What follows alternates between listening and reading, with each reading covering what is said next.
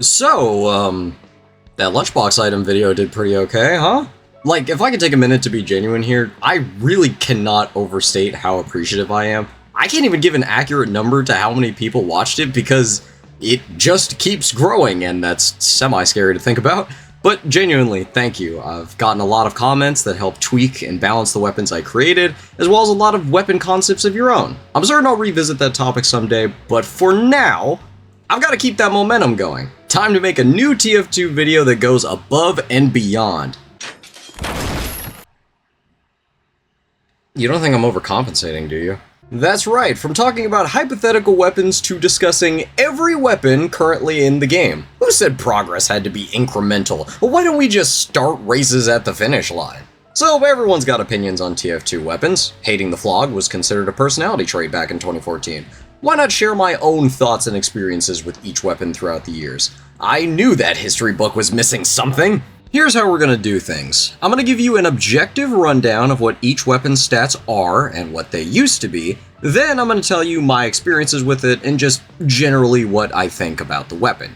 Now, the title is a slight lie because I'm not gonna be talking about every weapon. Sorry, Stock. You're like the shy best friend that couldn't get any. You're reliable, you're always there no matter what, but this one just looks so much sexier, and it might even hurt me. Besides, what would you really want me to talk about with something like this? It's brown. Oh, it shoots! It shoots! I probably won't be discussing reskins either, but to answer the burning question on everyone's mind, the pan is the best weapon. Not the best reskin, not the best melee, the best weapon. And if you can't tell if I'm joking, neither can I. We all good? Alright, let's get started. Scout was so hurt by his exclusion in the lunchbox video that he's pushing everyone in his life away. No, really, someone should really stop this maniac. The force of nature has changed stat-wise over the year, but the changes have been so minor that I don't feel the need to point them out. Trust me, when we get to other Scout primaries, we'll be talking about their past a lot more. You know what this thing does. It's the king of TF2 unlockables. The first thing you think of when it comes to achievement weapons next to literally sliced bread. For the longest time, I really didn't have any opinions about this weapon in either direction. A big reason for that is I hardly ever used it.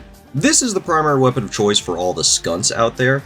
I was a give is free to play back then. I was not short on ways to get bullied. This double troubled piece of rubble was not going to help with that. My feelings on the knockback mechanic are about the same ones I have toward random crits. You do it every time. Fuck you, Scout. Come on up here and get crit in the mouth immediately, you dumb bitch. I don't know, I think it's funny. Like, it's hard for me to be upset at someone who threw me off of a cliff because I'm too busy laughing at my ragdoll smacking across the dirt. And for a long time, that was really the only thoughts I had about it. A bit gimmicky, but overall just a fine Scout primary. And then I watched this video by Not Sam G. Then who the hell are you? Who put some things into perspective for me. They gave Scout, a class who excels at close range combat, a gun that shoves enemies away from him. I always thought it was the magazine size that made it hard for Scouts to secure a kill with this thing, but no, of course not. They're holding a shotgun, and they just threw you to the opposite side of the room. Of course they're gonna have trouble finishing the job. No wonder Scouts go for environmental kills with this thing so much. It's the most reliable way to kill someone. This isn't to say that I think the Force of Nature is a bad weapon or that it doesn't have its uses. If you're in a confined space and you're able to plaster an enemy against the wall like paint, you'll probably kill them faster than stock, but that would require every pellet to hit and that perfect situation to present itself.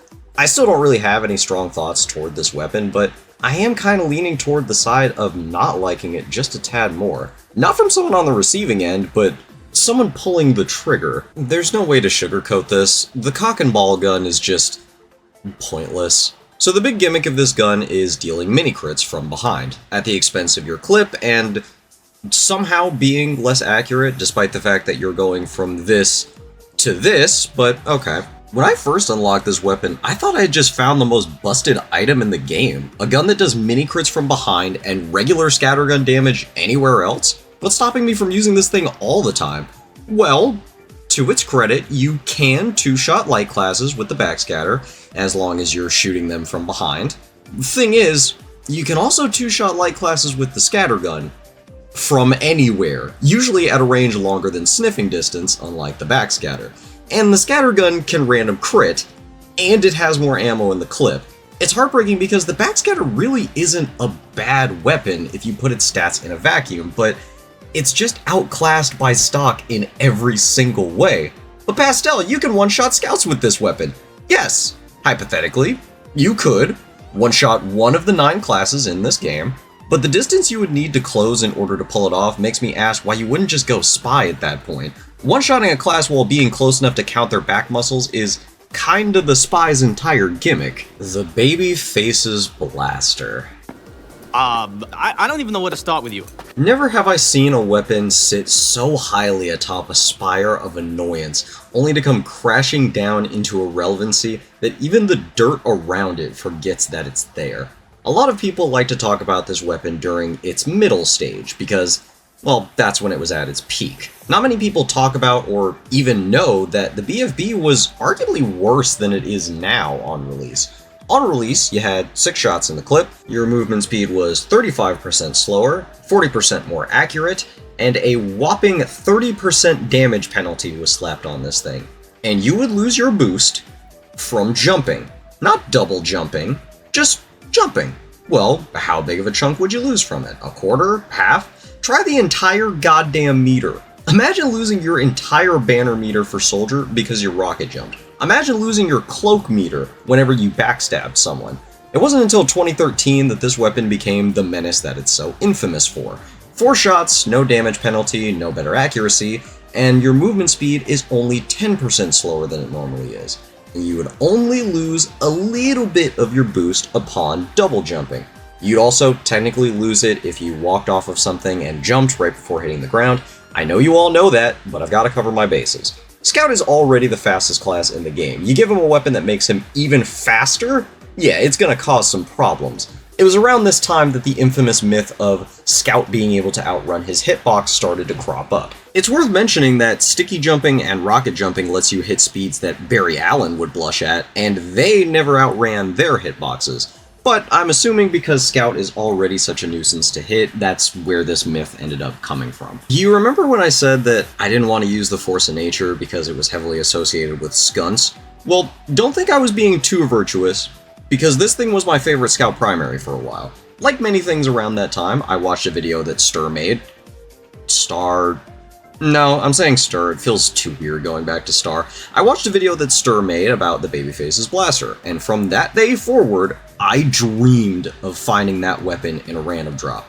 And after several months and 2 backpack extenders, I finally found it. You may be wondering why I didn't just buy the weapon since I managed to scrounge out the money for extra backpack space. Twice. It wouldn't have been as special?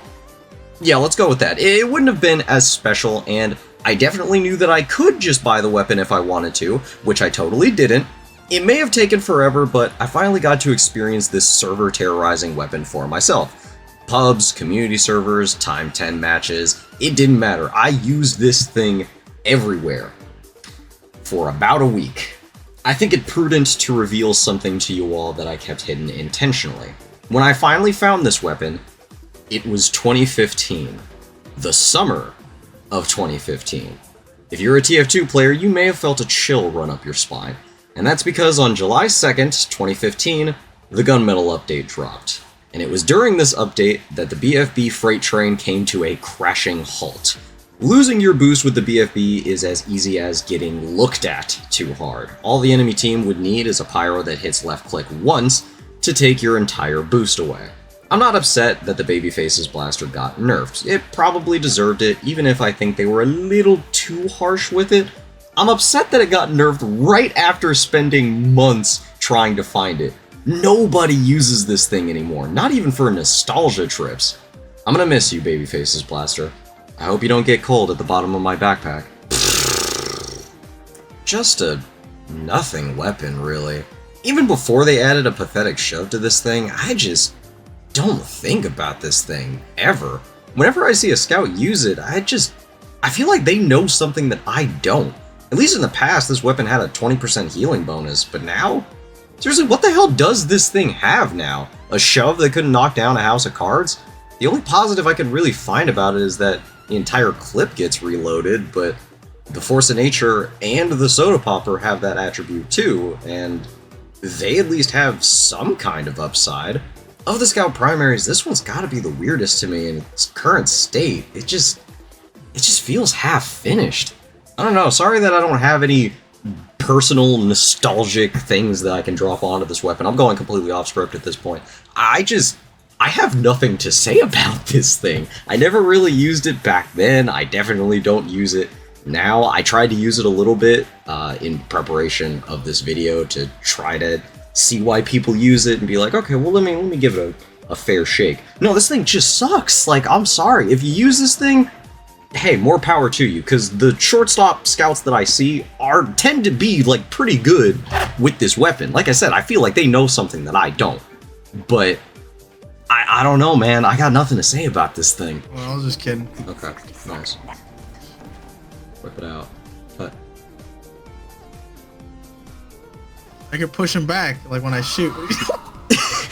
I want you to know, the shove of that pistol, Fredo, like, I could probably hit you with a Demo Man pill and it would knock you farther. The Soda Popper, Force of Nature's wacky cousin. Public opinion of this weapon has swayed pretty drastically. That's not surprising when you take into consideration just how much this weapon has changed. Pre-2013, building hype would just straight up grant you mini crits, and pre-2016, you built hype just by moving. In the amount of time it took you to get from spawn to not spawn, you'd have guaranteed mini crits for a few seconds. Sorry if I'm raising my voice, I have to speak over the backscatter inconsolably crying in the corner. Then December of 2015 came and the birds began to migrate. No more mini crits on hype, instead you were given 5 extra jumps. Then in the summer of 2016, they reworked how you build hype. Instead of doing a lap around the cart for 10 seconds, you'd actually need to go out and shoot things. I got my hands on this weapon when the Bird Scout flu was in full swing, and I loved this weapon. Didn't even really shoot this thing, I just loved hovering over people like a dark cloud. Occasionally I'd use this to fly over everything and get to the enemy team's spawn to attempt to get a taunt kill, but I knew exactly what this thing was, an absolute clown shoe of a weapon, and I loved it for that. In the eyes of the community, this weapon has gone from one notch below broken to a joke that everyone is in on, to oddly viable nowadays? Yeah, in the current state, a lot of people argue that the Soda Popper is one of Scout's best primaries, and I kinda see it. Unless you're fighting a god soldier or god demo, it's gonna be really hard for either class to hit you while you prance around 3 feet above them. It's just so weird to think that a scout weapon that's fallen so far from what it used to be is still adored. Like, that's not supposed to happen with scout weapons. Bonk Atomic Punch was added to the game 5 years ago. I don't know if everyone had enough time to adjust to this dramatic change, but you can't hurt the scout while he's bonked up. It doesn't work. It has never worked. Oh, and then they added a slowdown mechanic in 2017. For a while, there kind of wasn't a downside to this item, besides not having something that you could shoot or throw in that slot, but, I mean, essentially having a pocket uber in you is pretty strong. It's funny because you'd think with the added slowdown mechanic, people wouldn't just ignore the scout. Before, it made sense. That was the only thing you could do, but we can fight back now, guys. My theory is that a lot of us deeply internalize our first experience going against a bonk scout, that mistext being permanently branded into our memories, and because of that, we just refuse to shoot him because we're scared of looking like an idiot again. Hey, I've been there, okay? We all have, I get it. But hear me out, Pyros. If you see this man in your area, and he's shaking like a seizure, roast him like the weenie that he is. I promise he's not gonna be too happy when that sugar high ends. Reading back up on the patch notes for Criticola feels like watching someone attempt to put out a house fire while still inside. Okay, a can that does mini crits, but you take mini crit damage while using it. Big risk, big reward, I get it. Let's make Scout's movement speed a little bit faster and increase the duration. I mean, alright, helps with survivability, I suppose. No, it's not enough. Let's get rid of the mini crit damage taken and just add a flat 25% increased damage intake. Okay, I mean, that seems kind of like you're swapping a tank top for a wife beater, but sure, I guess. Wait! 25% is too much. Make it 10%. I mean, that's really not that big of a... God, you're right! We should mark the scout for death when the crit effect ends! What? And keep the 10% damage vulnerability! What? Shit, you're right, let's get rid of the damage vulnerability and the speed boost. Well, wait, you didn't have to... And instead, you should be marked for death whenever you attack with this item. Do you want people to use this weapon or not? I never used this thing, not because of some honor code that caused me to swear against it or anything. No, because I had no idea what the hell this thing did anymore.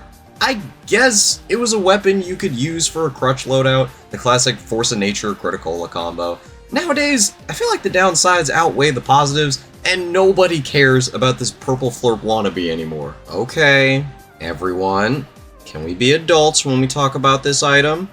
No talking about what may or may not be in this jar-shaped container, alright? Thank you. I'm glad we could come together on this. Hey, poor choice of words. What I meant to just be quiet, I said just. Most reliable scout secondary in my humble opinion. Pyros are typically going to be your greatest adversary as the Scooty Booty Man, so having a somehow more gross version of Girardi at your side is really nice. Don't forget to take advantage of that other attribute too. You'd be surprised how much that healing can keep you in a fight, especially against heavies. The Winger. Just a really nice secondary. It's simple, it's efficient, it's helpful. It's just a nice little weapon to have at your side. I think back on the Winger very fondly. It was one of the first weapons I had ever found. Nearly every loadout I had needed the Winger in it somewhere. It didn't even really have much to do with the stats, though I did really like them. No, I just thought this pistol looked really cool. Not only that, I took that smaller magazine size and extra damage as a challenge. Every week I'd hop on, determined to get a kill with the Winger. Not a kill where I finish someone off with the Winger, no. A kill only using the Winger. I really miss back when everything was still so new and fresh to me. I really looked at this game with a different set of eyes. If you take anything away from this video, please let it be this. I know that using the Winger as a flanking tool is really cool and really helpful, but I beg of you all, try your absolute hardest to kill someone with this thing. Even if it's just to see the custom kill icon in the feed. The time for Bonk Boys is over. I demand we usher in the Wingmen. Pretty Boy's Pocket Pistol. This used to be the basic bitch scout secondary. I don't say that with any malice, I just don't know how else to describe it. Everyone used to use this thing. The reasons for that being a boost in your max health and the complete elimination of fall damage. And then they took away the health boost and made it so you could only not take fall damage when you had the pistol out, which leads to a funny image in my mind that Scout has to land on his gun to break a fall. Then they let Scout get 3 health on every hit. Then they let him get 5. Then 7. Then 3 again. Oh, they also completely took away the no fall damage stats, so this thing went from a parachute to a shitty Blutsauger? Man, this weapon has really been through the Winger.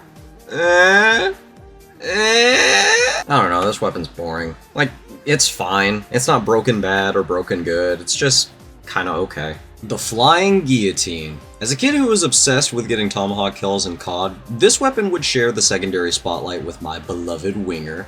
Now, a main reason I used this weapon was because of that combo, you know the one, and I'll gladly go into it more, but I think I'll save discussion for that when we get to the weapon that this thing was paired with. All you need to know is that this thing used to be able to crit stunned players. It also used to be able to mini crit at longer ranges.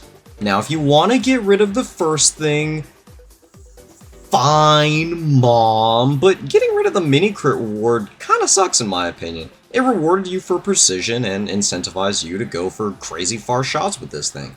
Now, does that stop this weapon from being good? No, this weapon is just so fun. Even during times where you know good and well you are not gonna kill anyone with it, sometimes just chuck this thing at someone to get the dopamine rush of being able to hit it. Paired with the sound this weapon makes when it's thrown, it is no wonder that Mad Milk bottle is so full. I would also be a fool to not bring up the infamous Flava Flav Scout loadout, also known as Bleed Scout if you're a coward. Sometimes as Scout, you just gotta play your role. And that role is to be an annoying little shit that refuses to unstick from the bottom of your opponent's shoe. If I can bring up one more thing about the guillotine, Jesus Christ, who cares? If I can bring up one more thing about this weapon, I just like that you can change the style of it. I really wish more weapons let you do stuff like this. It doesn't have to be a crazy different form or anything, it can be just as simple as the guillotines. This game is already known as a fashion simulator with guns. Give us more customization options for our weapons. Who the hell am I talking to? The sole survivor Valve janitor that keeps the servers up does not have the time to be doing all of that. Okay, I know I said I wouldn't really talk about reskins, but Scout actually has some unique melee reskins specific to him that I kind of want to talk about, so we're going to do a lightning round. Holy mackerel. Hilarious, iconic, truly a go-to for casual play. Unarmed combat, creatively gruesome, I go out of my way to hit spies with this thing, top tier reskin. Bat Saber, it's a frickin' lightsaber, of course it's awesome. Salty I was never able to unbox one, really cool reskin, feels like a mod that somehow snuck its way into this game.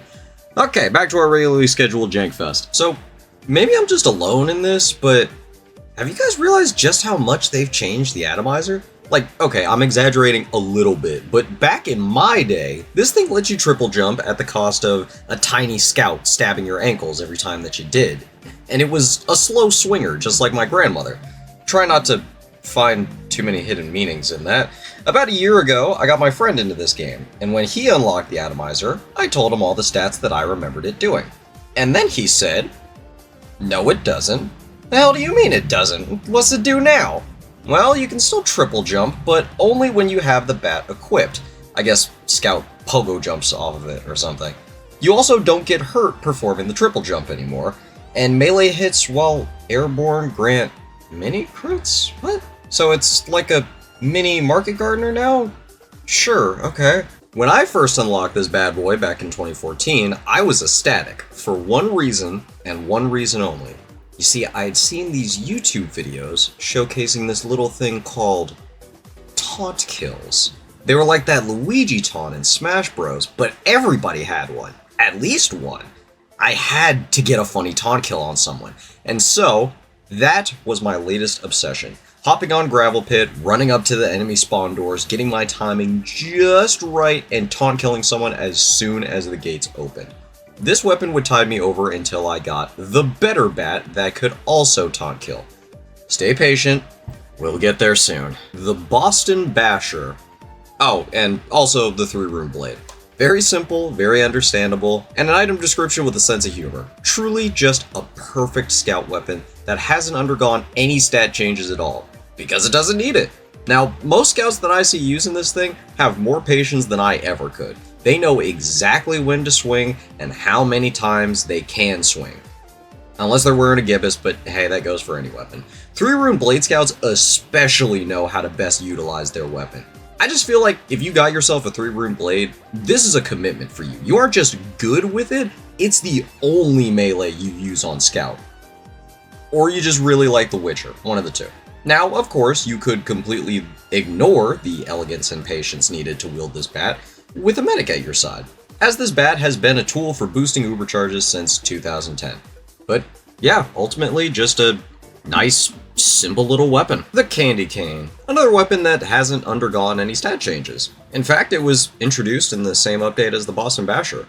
Almost creepily coincidental. I really like the concept of this weapon. Getting health on kill incentivizes you to go on long tears with this thing. Only one problem. Yeah, that 25% doesn't seem like much, but then again, the Scout's health bar doesn't seem like much, does it? One direct rocket, one direct pipe, and it is back to the resupply closet with you. Scout already barely makes it out of scrapes against soldiers and demos. This thing essentially seals your fate before it's even arrived. As such, not many people use this thing. Still, I wouldn't say it's completely useless, especially against a team without soldiers. Or demos, but how often are you really gonna come across that? Okay, putting aside the image this weapon has, I mean, it's basically synonymous with trash, I want to preface this by saying, did y'all know that this thing had a fucking math equation as a stat? Like, no joke, I'll read it for you, word for word. In 2011, this weapon, quote, does 35% more damage than stock, but minus 45% on top of that to non-burning players. What the In reality, they didn't really change this weapon, they just made the text have less bullshit in it. It's always done minus 25% to non-burning players, it's just that now, you don't have to do math to figure that out anymore. They tried to add a fire-resistant bonus to this thing to help it, but it's completely negated by the fact that you have to have it out to receive the effects. What can I say about this thing that hasn't been said 1,000 times? There's other options for you to choose from. Maybe not many, but the upside of this weapon is just way too situational to get use out of. You'd be better off with stock. Ooh boy. This thing used to be the belle of the ball. The jock that nobody liked but still got every babe, Ruth, in the room. But as we all know from movies and musicals, this jock was a high school has-been waiting to happen, a future gas station attendant. This weapon actually has a lot of similarities to the Babyface's blaster, in more ways than you'd think, because before it was a chisel-chinned pretty boy, it was an ugly duckling. 2009, this weapon is added to the game, a baseball bat paired with a ball. Except, you didn't used to have a choice in the matter. If you had that ball in your hand, you were gonna bat it, whether you liked it or not. There was no alt-fire, there was no deciding if you wanted to use it yet. If you had it, you used it. Sure, you could completely immobilize people at any range, but it straight up removed your ability to double jump. It also had a stat that made it so you did less damage to people who weren't stunned. A few months roll around and Scout finally learns how to use both hands independently, allowing you to fire the ball whenever you want. Stun players were also a lot more vulnerable to incoming damage, taking an extra whopping 75%. They also removed double jump disability, and instead replaced it with a negative 30 health stat. Oh sure, Scout, you can hop around like you used to, we'll just have to take off that leg of yours. 2010 comes in and they decided to give Scout's leg back. Well, half of it, going from a 30 health reduction to 15. At this point, the Sandman assumes its more notorious form, a weapon that can knock a gun out of your hands for a few seconds at short to mid ranges, and completely immobilize you at long ranges. You remember back when I talked about the Flying Guillotine, how I said we'd talk more about the combo later? It's later now. That innocent stat of being able to crit stunned players doesn't seem like much of a big deal until you pair the Guillotine with the Sandman. With both of these weapons equipped, you basically don't ever need to pull out your shotgun, as the Sandman did the only ranged attack that you needed. You wouldn't even need to wait for the ball to recharge after killing someone, because guess what? You could run over and pick it back up, presumably wiping all the blood and hair that stuck to it after lodging it in someone's skull. And the Flying Guillotine's recharge meter is so fast that I don't even have time to finish this sentence before it's full again. This was almost a form of demo night for Scout, running around giving people concussions before cutting them in half, only resorting to the scattergun for absolute emergencies. The Sandman was riding high, and it rode that high for a good 7 years, until 2017. Players are no longer stunned and unable to fire their weapon when hit with the ball. Instead, they're just slowed down. The Flying Guillotine also silently lost its hidden stat of being able to crit stunned enemies. You know how much of a problem child you have to be to get the other kids around you in trouble too? Nowadays, this weapon is seen as a relic, an inelegant weapon from a less civilized age. Don't feel too bad for me missing out on lost time of the Babyface's blaster's broken state, because the Sandman convinced me that I was the greatest TF2 player alive. Had I owned a strange version of this bat back then, it would be Hal Zone by now. Trust. Of all the Scout nerfs, this one hurt the most. There's no reason to use this thing anymore. And unless that mythical heavy update happens, it'll probably stay that way. Something something only good for MVM, something something boost bonk bam, something something kinda good if you think about it. No, sorry, do I seem disinterested with this weapon? I promise I'm not, I'm only completely bored by it. It's fine. Like, genuinely, I don't think it's a bad weapon. I think it could be used for some funny scenarios, and being marked for death for 15 seconds is nothing to scoff at. And if you committed to the playstyle, you could probably do some serious damage. The more we go through this list, you're gonna realize that there's weapons in this game that honestly aren't that bad, but despite that, exist in this void where nobody really thinks about or uses them. And unfortunately for the fan war, that's just kind of where it resides. Not horrible, better alternatives. It's fine, I guess. And finally, the Wrap Assassin. What a creative idea for a weapon, honestly. Using a tube of wrapping paper as a makeshift bat, it just feels like something I'd come up with as a kid. Such a cool design. Anyway, we talked about the dynamic of the Sandman and how it was the jock of Scout Melees. Well, the Wrap Assassin was the weird geeky kid of Scout Melees. Little did that weird geeky kid know, kids like him are cool when college rolls around, and this metaphor is beginning to fall apart. For the longest time, this thing was pretty much the inferior Sandman. If you wanted to deal bleed damage from far away, just use the guillotine and the Sandman. Why would you use the Wrap Assassin when you could use the Sandman? Well, as we talked about previously, the Sandman's reign came to an end. Suddenly, public opinion shifted. With the Sandman the way it is now, why would you use the Sandman when you could use the Wrap Assassin? Who says consolation prizes aren't worth anything? It really is crazy to think about just how much changed when the Sandman got nerfed. Whew! Alright, one class down. That wasn't so bad, it only took about... Ah shit, this is gonna be a really long project. Okay, maybe we should pick up the pace a little bit on these. After one quick little tangent. Okay, like I said, I'm not really covering reskins, okay? I'm not. But I gotta talk about the original. For me, alright? If I catch any of you soldiers out here making dick jokes when you use this thing, I'm paddling y'all. If you talk about how this thing is superior to stock, because the rocket comes from the middle and not the side, I'm paddling y'all. If you talk about the unused particle effects that would have gone with this weapon, hey, I get it. It would have been pretty cool. I don't even use this weapon and it bums me out. But that's worth a paddling too. The direct hit, aka the direct miss, aka the direct shit, aka the canonical killer of Poopy Joe. Yeah, that's right. Manco tried to cover it up. Don't let them. Poopy Joe was a hero, and he deserves justice. This is the rocket launcher you use when you want to prove you're tough shit. Oh, you think you're a soldier man, huh? Well, you better back it up, Buster. I only use this thing when I'm really feeling myself, and let me tell you, the dopamine flood that crashes over you when all of your rockets connect, there is nothing quite like it. Well, that's not true, but we'll get there.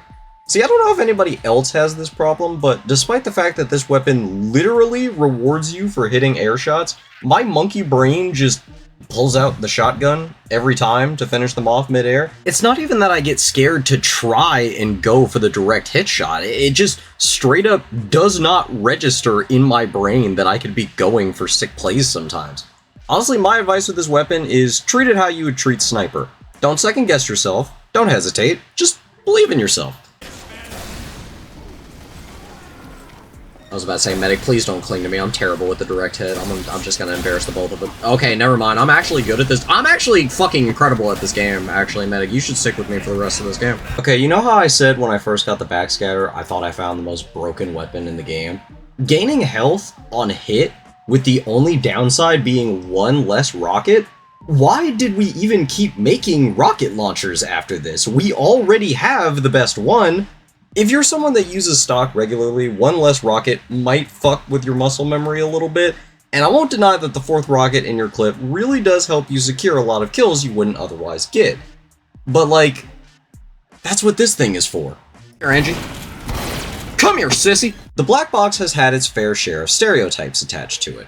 Oh, this is for soldiers that don't have pocket medics but desperately crave one. Oh, this is for the coward soldiers. And I will have you know that I'm only one of those things. Yeah, the black box is my favorite soldier primary, to this day. I used this thing so much back in the day that I even made my own loadout for it. The black box with the Conjurer, and if by some unfortunate accident I managed to get to low health, the escape plan as my melee. So I could run away, tactically retreat to a health pack. Psh, what a smart kid I was. I can't believe nobody else ever thought of such a thing. I mean, I was just too ahead of these plebs. For I was the one playing chess while all these drooling monkeys were playing childish checkers. Yeah, it turns out I was in no way the first person to think of this strategy. And let me tell you, watching that Funk video about crush loadouts, even if it wasn't exactly what I was doing, oh man, my heart was shattered. Actually, a little tangent that I won't be able to talk about any other time. I met Funk in TF2 one time. And by met, I mean, he was in a game I was in, and I was too nervous to turn my mic on to speak to him. because I was afraid he'd laugh at me, because I was a child. Little did I know, him and I are really not that far apart in age. Anyway, I'm pretty sure it was on Thunder Mountain, maybe Hightower, and someone else had recognized him and asked if he and Voltroid were dating. Anyway, if it really was him, and not just someone who had an eerily similar voice to him, I want to let it be known that he was super chill. Even when this random guy was asking about his personal life in the middle of a casual game, yeah, he's just a really cool, down-to-earth dude. Time to enter that void again. The one where weapons reside that aren't terrible, but also never get used, because why would you use it? I was holding out hope that maybe I could talk about this thing a little bit, like maybe it had some stats in the past that I just forgot about, and I could talk about how much it's changed. No, it hasn't really changed all that much. Heck, you don't even have to scroll that far to see all the patch notes for this thing. It's kind of remarkable how unremarkable this weapon is. Okay, so it's kind of the anti-direct hit. Faster projectile speed, but less damage. Take less blast damage from rocket jumps, but why not just use the gunboats? Sure, this thing has a bigger clip size, by 1, but it's there to compensate for the lower damage. So why not just use a rocket launcher with better damage? The more I think about it, actually, I don't think the Liberty Launcher belongs in the Void. I think it just kind of belongs in the bad weapon pile. I've never raised my eyebrow more at someone using a weapon than I have when I see this. Half because I'm just surprised to see it in the field at all, and half because I'm wondering why they're using it. If I have to say one nice thing about this weapon, I do think it's cute that you have the cracked Liberty Bell as a part of the design. That's admittedly pretty cool. I feel like soldiers who use this weapon aren't taken seriously. Oh, haha, look at this goofy guy using this silly spaceman gun. Aw, he's just here to have a good time. Yeah, it's all fun and game until that 15th charge shot that he fired actually hits. This is essentially just stock with the option to charge shot, and you don't ever run out of ammunition. For King of the Hill maps, or anywhere the enemy team is light on engineers, I genuinely think that this weapon could be a huge game changer. That damage penalty to engineer buildings is gonna limit when you can use this thing. It's cute how they tried to compensate by letting this thing essentially flashbang sentries, and with a coordinated push, it would probably be enough. But I'm playing pubs, honey. That's not gonna happen. When I just want to shut the brain off and focus on getting kills, I pop this thing out. Never having to worry about disengaging to get more ammunition has kept me in more fights than the black box has. Also, I mean, come on, don't try to act like getting kills with this thing isn't satisfying to watch. Poor sons of bitches get disassembled on a molecular level. The Airstrike. Another weapon whose patch note page is shorter than the average TF2 player's temper. However, there's a few things that we can touch on here. So of course, the idea with this weapon is to build yourself up, get a bunch of kills so you can just unload into the enemy team. Well, pre-2015, it was even harder to do that. You started off with 3 rockets as opposed to 4. The damage penalty and explosive radius were also even more punishing back then. You could legitimately shoot 2 crit rockets at someone, and if it wasn't a light class that you hit directly, yeah, they probably weren't dying. We're not even going to talk about how a weapon named the Airstrike has a smaller explosive radius than the other soldier weapons. For balance purposes, it makes complete sense. I'm just messing, y'all. This weapon works well when paired with the base jumper and you're cosplaying as a drone strike. Or, at least, it did pair well with the base jumper. We'll get there when we get there. I don't know, the idea of this weapon is fun. Every so often, I'll equip this thing just to try and get my clip to 8. It's a fun little challenge for myself, like some bootleg killstreak weapon.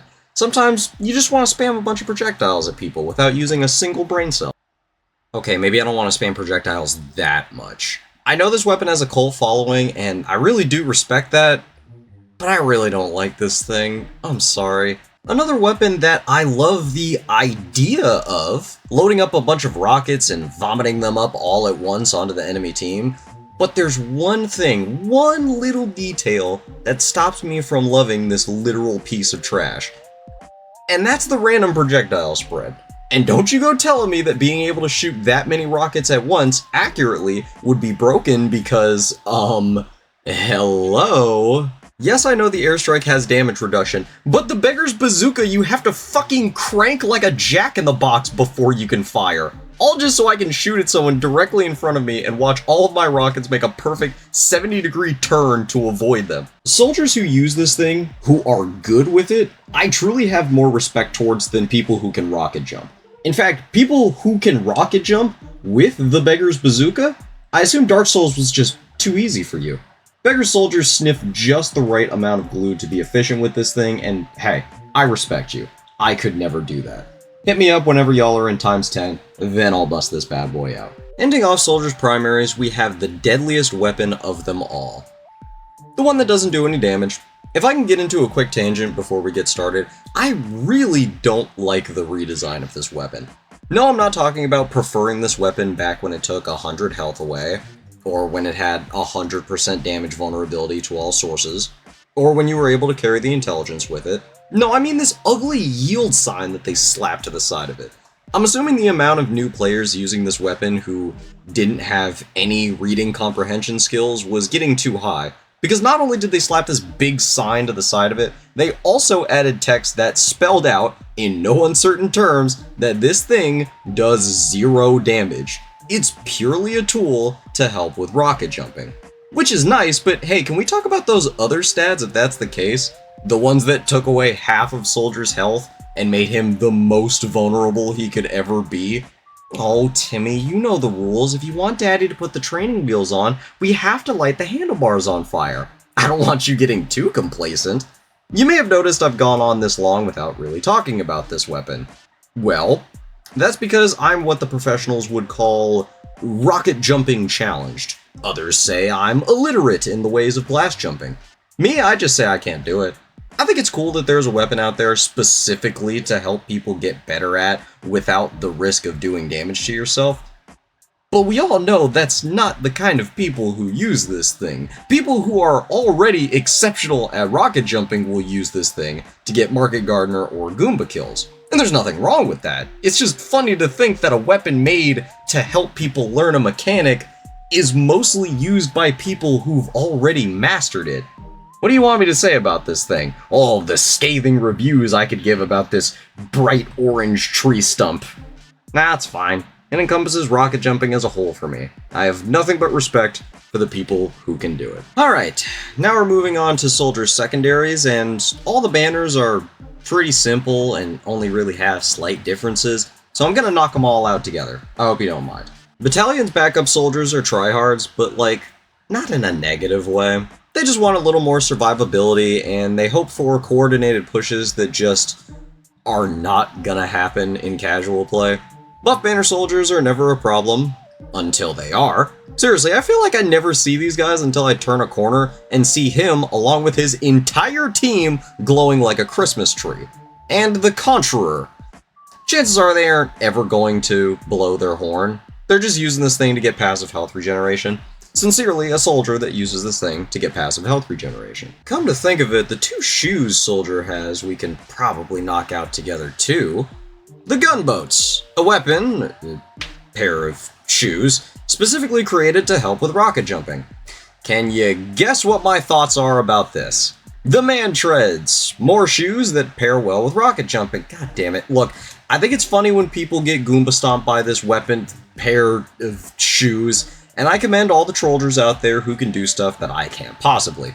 It's just such a fun idea for an item in a game too. It's emblematic of what TF2 is, in my opinion. Something so goofy and stupid, and yet so effective. Well, relatively effective. Ugh. We've run into a bit of a snag. See, some weapons in this game are multi-class. The stats will be the same across the board, of course, but do I talk about the weapon on a broad scale, or do I just bring it up every time it shows up again?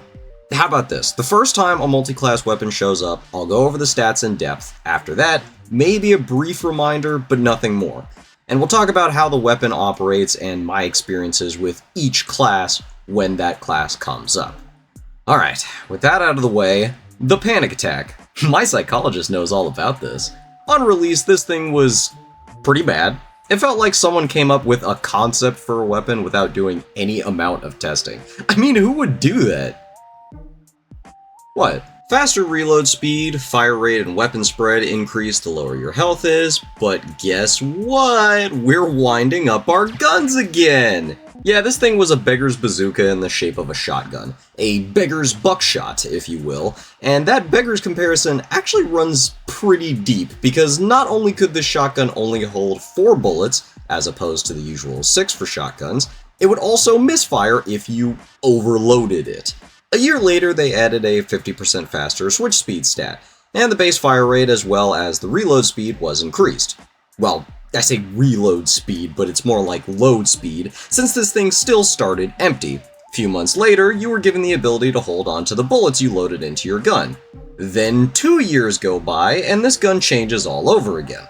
Switch speed is even faster, increase the number of pellets that fire out of your gun, a somewhat hefty damage reduction, a wider spread with each consecutive shot, a fixed shotgun pattern, and no more beggar's buckshot. It was gonna come preloaded. Novel concept, I know. Then a year later, they lightened the damage penalty. It's important, but that's really the most significant change it's gotten in most recent years. I'm of two minds about the beggar's bazooka aspect of this weapon going away. On one hand, it was a goofy attribute that, if nothing else, made the weapon unique and stand out. And on the other hand, I just feel like this concept doesn't work well for something like the shotgun. For most classes that use it, it's often used as a tool to finish a target off, something you have in your reserve that you can switch to that's faster than reloading. Just like Call of Duty taught me. It's difficult to finish off a target with a gun that starts empty. Furthermore, it's hard to get use out of the faster firing speed at low health when, again, the gun starts off empty. So, yeah, sucks that the beggar's attribute was taken away, but at the same time, I don't think it would have really worked. What I'm more upset about is the loss of the faster firing speed upon lower health. I wish they had kept it alongside the new changes. It plays into the name of the weapon, a weapon that you attack with in a panic. Now, I just feel like there's a disconnect between the name of the weapon and what it does currently, because now, it's a pretty grounded weapon, arguably better than stock in certain situations, thanks to the fixed shotgun spread. Unless you're a sweaty nerd that plays on Uncletopia, then you won't really care about that. I'm kidding. If you play on Uncletopia, you're completely fine. You nerd. Oh yeah, time to talk about this thing on Soldier. Yeah, it's pretty good, I guess. Like, it's a fine option. Good finishing tool because of the switch speed. Like, I feel like Soldier doesn't get the most use out of the benefits, but there's worse options. Whew. Thank goodness that's over. Now we can go back to talking about other weapons that aren't multi-class and don't have a long checkered history. Okay, it's gonna be a lot more difficult to talk about this weapon's past stats because, let's just say some of the changes were very targeted towards a certain someone. So you know what? For the purpose of Soldier only, this weapon hasn't changed that much. If you aren't great at hitting air shots, this is a nice substitute. Hey, I'm not here to judge, I can't rocket jump. If this weapon helps you, more power to you.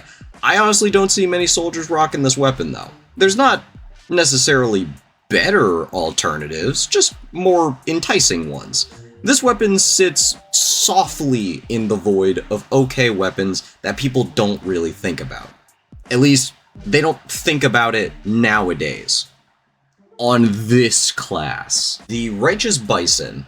Alright, I'll confess that I don't fully grasp all the ways this weapon has been screwed over, as my first-hand knowledge with this weapon is limited, but believe me, it's had it rough. Not in a big way, like a complete overhaul of its stats, but rather a series of small annoyances. So for a while, this thing was just a silly spaceman sidearm. A few bug fixes here and there, but nothing major. At some point, the hitbox for the Bison projectile became smaller. In 2016, they fixed a bug that allowed a projectile to hit the same opponent multiple times if they were backpedaling into it.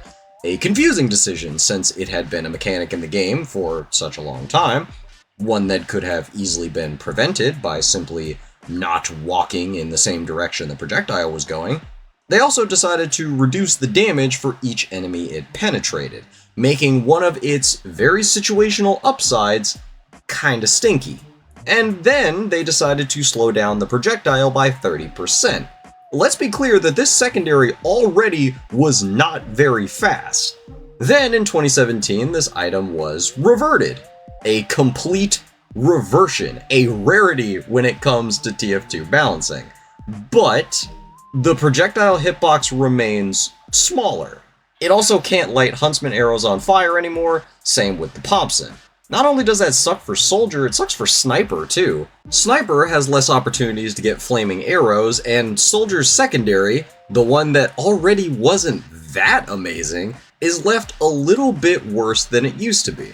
I don't really use the Bison, I never have, but I feel for the people who do, and the people who continue to use it now, even after it's been very nicely butchered. Like, it's weird to talk about this weapon, because if you just showed it to somebody that doesn't really play this game, they're probably not going to see that big of a difference. It's like, it looks fine, you know, it doesn't look like it's that much worse. But people who use this thing can really tell, like, it's just inferior to how it used to be, with just the smallest, tiniest little changes. Damn it, back to multi-class weapons. Well, at least this one's easier to talk about. Hopefully quicker, too. On release, this was, well, it's what it looks like, a parachute. One that you could deploy, retract, and redeploy as many times as you wanted in the sky. This was used to help with the loss of air control. You'd use some of the momentum from falling to control where you were going and how fast you'd get there. You've all played a battle royale, you know what I'm talking about.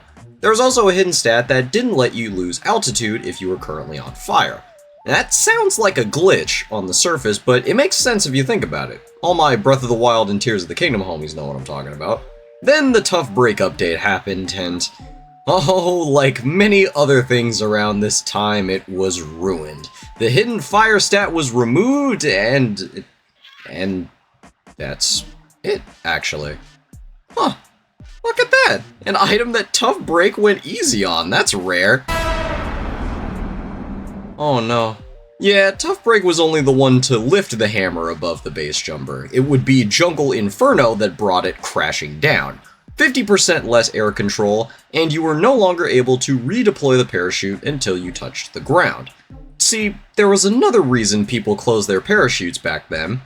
It was because hovering in the air for too long made you an easy mark. Yeah, I know there's a stereotype that TF2 players don't look up, but try testing that theory with this equipped, you'll be convinced otherwise. You were already easy to hit before, with the worst air control added on, you're basically a stationary clay pigeon.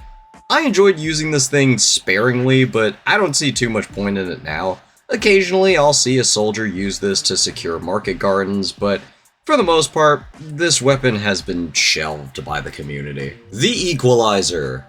And the Escape Plan. That's right, we're doing both. Together again after all these years. In case you don't know what I'm talking about, these two weapons used to be the same weapon. That is, until Valve issued the divorce papers back in 2012.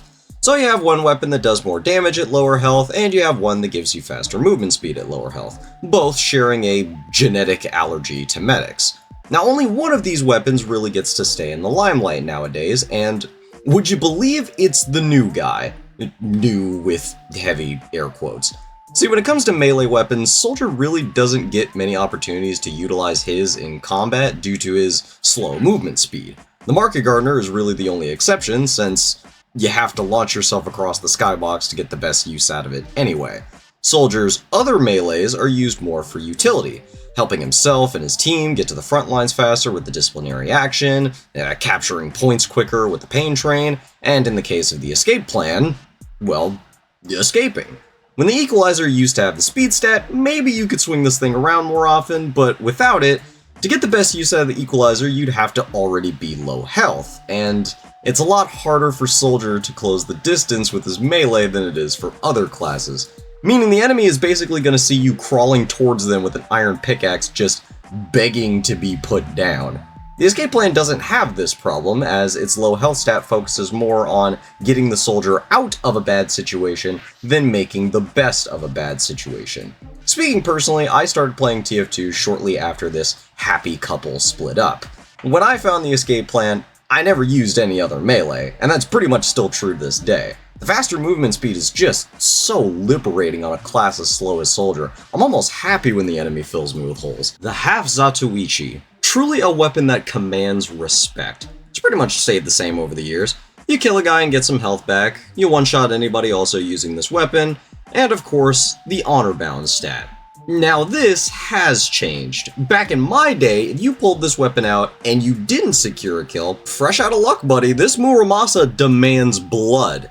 Give you a little behind-the-scenes peek here. I made sure to really sound out how the sword is pronounced in my script because for the longest time I pronounced it Maramosa, and I wasn't corrected until like, I don't know, 6 or 7 years later. Anyway, putting the fourth wall back up now. Nowadays, you can sheath the sword at the cost of 50 health. Part of me is sad they changed this because I just think it was funny. Like if you pulled the sword out too early and you fucked yourself, you had to either waddle back to spawn or just gung-ho charge in and pray that you'd get a kill on some poor sod with no spatial awareness. But a part of me also thinks it's kinda hard that Soldier and Demo slice themselves to obey the rules of a Muramasa.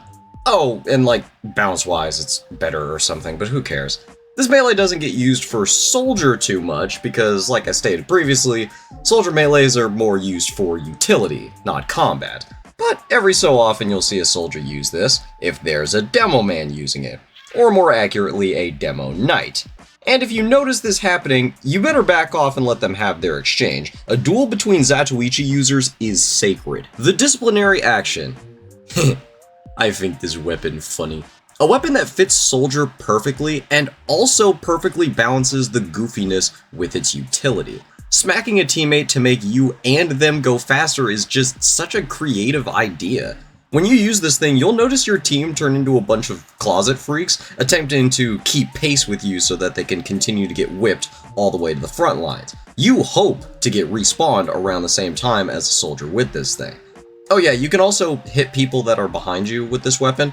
Probably won't save your life or anything, and the situation won't present itself that often, but that's a little thing you can do. The pain train is as simple and crude as the weapon looks. Capture objectives faster, but you're more vulnerable to bullets. Yeah, not really much to talk about with this thing.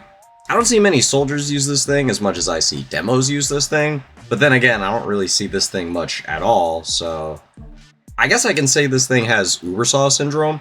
What I mean by that is, you know how it seems like the Ubersaw gets like way more random crits than any other weapon? Well, that's how I feel about the Pain Train. I swear, this thing crits like 70% of the time. And finally, the Market Gardener. Do I have to say what this thing does? Do I? I mean, this is like the signature Soldier unlockable. Not sure about the market, but with the amount of people planted in the ground by this thing, I'd say the garden is doing extraordinary. As previously stated, I cannot rocket jump, therefore I've never been able to get much use out of this weapon. But that doesn't stop me from getting hype every time I watch someone get a clip with a Market Gardener kill. And It happened! It actually happened! Oh, but in 2015 they added an attack speed penalty, so this thing is basically useless now. I mean, I'm sure nobody would ever use it again after that monumental nerf. Jesus, I feel like I'm going at a snail's pace here. We gotta stop going on unnecessary tangent. I'm not talking about reskins, okay? I'm not going to be talking about reskins. But the Rainblower is perfect, alright? I don't care if any of you agree with me. You know why? Because this weapon was made specifically for me. They knew I wanted to see the world the way the Pyro did in his animation. They knew that I, and only I, would use this thing. TF2 is a game about status and looking good, right? Well, the rub of this weapon is that nobody else sees what you see, right? They don't see this Dr. Seuss instrument of mass destruction, they just see a regular instrument of mass destruction. So nobody uses this thing because it just looks like stock, and not even fancy stock like festivized or a painted stock. No.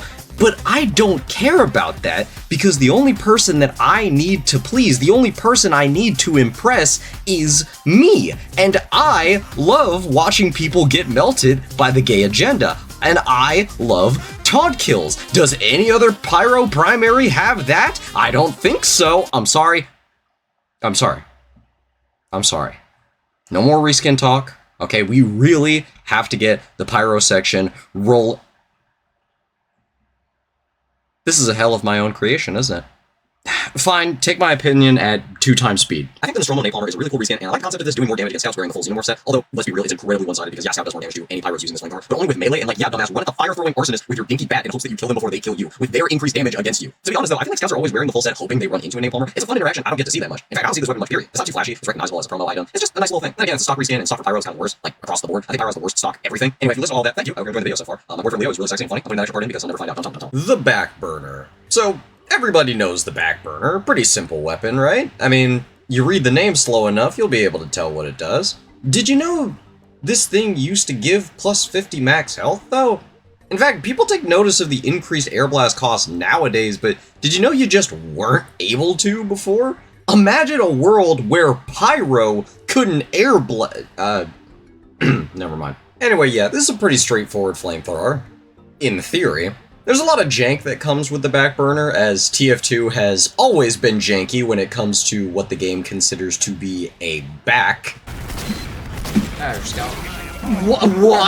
Okay, that was... Okay.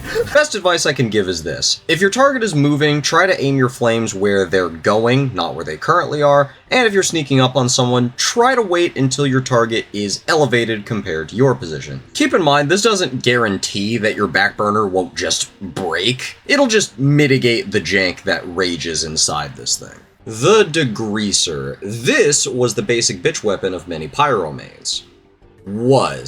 In olden days, this weapon used to give an all-around weapon switch speed of 65% at the cost of 10% damage. Keep in mind, this was back when the Puff and Sting combo with Pyro basically used itself. Air Blast was a lot more punishing back then, which made the switch speed buff all the more deadly when it came to Puff and Sting. Even if you didn't have the flare gun equipped, the amount of burst damage you could pump out with the shotgun or Satan's 12 gauge was insane. You could switch between setting someone on fire and shooting them so quickly that, to the eyes of the enemy, it probably looked like you were using the Dragon's Breath from Black Ops. Nowadays, the weapon switch speed is still a part of its identity, but it's a bit more nuanced. The damage penalty was removed, and afterburn damage is so low that it feels like a warm hug. Honestly, the core identity of this weapon hasn't changed that much, but the tweaks along with the Air Blast rework has made Puff and Sting way harder to pull off. Not impossible, but a lot less probable. In my eyes, this weapon went from part of a nearly unstoppable loadout to a fine option. Really, it pretty much acts the same way it used to, it's just less unfun to fight against now. The Dragon's Fury, the new kid on the block. I may not see this thing used all that often, but honestly I think it's a really solid weapon. And that's a playstyle to Pyro that actually feels rewarding to pull off. Maybe it's just me, but I really don't get much out of playing Pyro. She's fun to play sometimes, but most of the time, I just don't feel engaged when I'm playing as him. And that's not to say that I think Pyro's skill ceiling is beneath the floor or anything. Reflect jumping and detonator jumping are really cool skills you can learn, but you see what I mean right there? Both of those skills are just different movement techs to help Pyro close distance and get to different flanking routes. Your job as Pyro is often a simple one. Hold your fire in the enemy's general direction, whether that be people on the objective or dusting the room for spies. Yes, you can devote your existence to protecting your engineers and reflecting projectiles, but it's always gonna come back to fighting people the same way every time. With the Dragon's Fury, I'm a lot more engaged. You want to keep hitting your shots consecutively, and you want to hit them quick. Not only to keep your firing speed up, but because you're on a timer. When they say this thing briefly ignites enemies, they mean it. And if you want that damage bonus, you better hit your shots and keep hitting them. It feels rewarding to get kills with this thing, it feels fun to get kills with this thing, because you know that you earned it. You know that you had to aim for it. The only problem is, well, Pyro is great at crowd control. This weapon is better suited for one-on-one engagements. That said, you're gonna have to play Pyro a bit differently than you normally would. This isn't necessarily a bad thing, just something to keep in mind. The Flog. Oh dear God, the Flog. Possibly one of the most hated weapons in TF2 history. This weapon is a truly special case because normally when a weapon is seen as powerful, it's hated for years until it gets nerfed into the ground and nobody ever thinks about it again. When it comes to the Flog, the weapon today is arguably in the strongest state it's ever been in, and yet people don't really hate this thing as much as they used to. I mean, don't get me wrong, people don't love this thing, but it's not met with the same vitriol it had received in the past. Maybe that's because everyone wisened up on how to fight Flog users, or maybe this weapon just beat us all into submission. Enough TF2 politics though, let's discuss what this weapon used to be. The core concept of this weapon has always remained the same. Do damage to build up your meter, and when it's full, you do guaranteed crits. To combat this, the Flog used to have a 10% damage reduction. Same reduction the Degreaser used to have. I guess 10 was just Valve's comfort number. We all know it isn't 3. Now, back then, when you did your taunt, you would get a defense buff of 90% and regenerate to full health. Okay, already this is a ridiculously strong weapon. Guaranteed crits, and this thing popped out sandwiches laced with painkillers from its side compartment. We need some changes. And changes we received as just 3 months after adding the damage penalty, the Flog would have the damage penalty removed? I told you 3 wasn't their comfort number. The defense stat was also lowered slightly during this update, but overall the weapon remained the same. But then Tough Break arrived. Oh baby, I never thought there'd be a day I was happy to see you. Please, please, Miss Polly, you have to save it. Huh. So I guess the defense stat was a bit too subtle, and instead they decided to grant the Pyro complete invincibility. You still regenerated to full health, by the way. The update that usually smashed weapons' teeth in gave a buff to one of the most disliked weapons in the game. The Flog was becoming the pig from Dead by Daylight, but in reverse. If there's something the devs didn't know what to do in Dead by Daylight, they'd nerf the pig. If there was something the devs didn't know what to do in TF2, they'd buff the Flog. A year later, the health regeneration would be removed, but everything else would remain the same, and remain the same it pretty much has after all these years. So, what happened? Where did all that rage go? Well, like I said previously, times change. People wise up. People are much better at sniper now than they used to be. Spy disguises aren't nearly as effective as they used to be, and the Flog strategy isn't as unstoppable as it was once thought to be. Soldiers, take advantage of the Flog's lack of air blast. Snipers, get the timing down for the taunt, and don't let that Pyro get close to you. The Flare Gun. Reliable, simple, effective. The only thing that's really changed about the Flare Gun is, funny enough, its most defining feature, critting burning players. Before that, it could only crit burning players at mid to long ranges, and before that, it only mini-crit burning players, and before that, all it did was burn players. As I said, this is the most reliable of Pyro's long-range fire dealers. Nothing too fancy and nothing too broken. Actually, come to think of it, the Flare Gun technically doesn't have a downside. This is becoming an uncomfortable theme when it comes to Pyro weapons. Back when Air Blast was less of a boost of air and more of an invisible cage that locked people's movements 3 feet above the ground, I used the Flare Gun all the time. Funny thing, that critting burning players thing was kind of a hidden stat before 2015. It never explicitly stated on the weapon that it did that. Finding that out for myself one day was truly a magical moment, like I had just opened the door to so many possibilities. I kinda miss that era of TF2 where things were a lot more experimental. It felt like you could find something new to dick around with every day, and you gain new knowledge with every session that you played in. Moving on to a flare gun with just a bit more. The Detonator. First of all, love this design. It looks so similar to the flare gun, but just a touch more crude. It's haphazardly held together with loose tape. There's striped paint in the back that doesn't match any of the rest of the chipped and corroded paint surrounding it. You can tell that this wasn't a weapon. It was made into a weapon, something that's been reconstructed to serve an entirely new purpose. And that's exactly what this is. A flare gun that now works a little differently, that now serves a different purpose. For the longest time, I just let this weapon sit in my backpack unused, To me, it just seemed like a worse flare gun. A crutch that you could use if you can't land regular flares, maybe a way to get some cheeky damage around corners, but why sacrifice crits for mini crits? Well, that answer became clear the day that Pyros learned to fly. Okay, no, not like that. The masochistic way. Therein lies the next question: why would you use the detonator as a movement tool when you could literally equip a jetpack? Well, the jetpack is much more fixed in its movements, which not only limits how you're able to move, but is gonna make you very predictable to hit. And also, the jetpack is purely a movement tool. Like, okay, maybe you get a small amount of burst damage landing on someone's head, maybe you get a lucky taunt kill, but that's about it. The thermal thruster is a movement tool that you could do damage with. The detonator is something that you do damage with that you could use as a movement tool.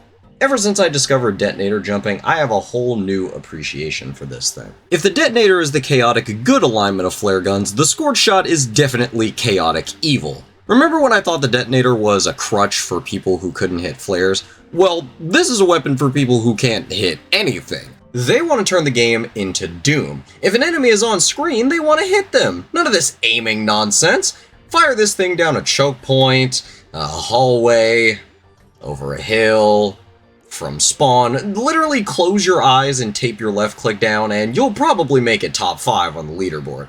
I'm not gonna lie to you all and say I haven't been tainted by this thing's wicked temptations. I've consumed this forbidden fruit, and while I was left with a sour taste in my mouth afterwards, the flavor in the moment was sickeningly sweet.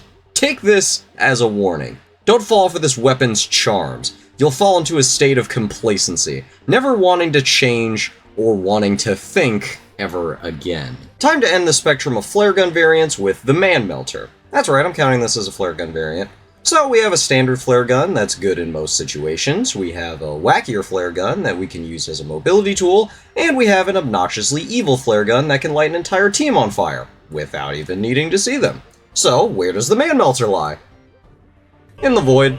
Like, this thing doesn't require ammo, you get crits just for being a good teammate, heck, it's even got faster projectile speed, but I don't know who uses this thing. It's far from a bad weapon, I just feel like the other flare guns give you more in comparison.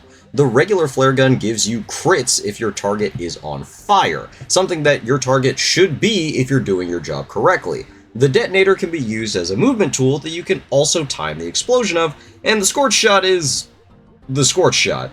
I think another big reason this weapon doesn't get use like its brothers is because it relies on the enemy team having at least one pyro to get most use out of it. The infinite ammo is nice, but when was the last time you ever started running low on your flare gun? I've been dreading this. Okay, so this weapon has a bit of a different history when it comes to Pyro, as it wasn't originally meant to be wielded by that maniac in the first place. But since the main gimmick of this gun required knocking people into the air, and it was a shotgun, the devs thought to themselves, hey, Pyro can knock people into the sky too, why not put it in his/her kit?